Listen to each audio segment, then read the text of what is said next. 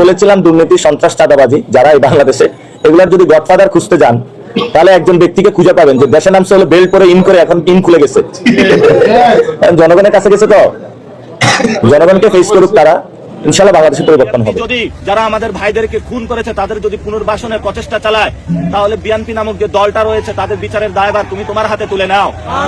হায় আল্লাহ, যারা আওয়ামী লীগকে পুনর্বাসন করার প্রচেষ্টা চালাচ্ছে তাদের বিরুদ্ধে আমাদেরকে দাঁড়ানোর তৌফিক দান করো। তারেক রহমান দেশে এসে বলেছিলেন ওনার একটি প্ল্যান আছে, এটা তো নিশ্চয়ই ভালো প্ল্যান হবে, খারাপ প্ল্যান তো আর হবে না, যেহেতু উনি শহীদ জিয়াউর রহমানের ছেলে। তো আমরা আশা করব ওনার প্ল্যানের মধ্যে আমাদের শহীদ ওসমান হাদি ভাই যে ইনসাফের কথা বলেছিলেন, ভারতীয় আধিপত্যবাদের বিরুদ্ধে কথা বলেছিলেন, সেই প্ল্যানের মধ্যে যাতে এটা অন্তর্ভুক্ত থাকে। আল্লাহ, যারা ভোট চুরি করেছে বাংলাদেশের মানুষে, হায় আল্লাহ যারা ইঞ্জিনিয়ারিং করেছে, হায় আল্লাহ তুমি পৃথিবীতে তাদের দৃষ্টান্তমূলক শাস্তি দাও, এবং যারা মানুষের যে ভোটাধিকার তারা কেড়ে নিয়েছে, মানুষের ভোটাধিকার তৌফিক দাও যাতে আমরা ভোটাধিকার মানুষের ফেরত দিতে পারি।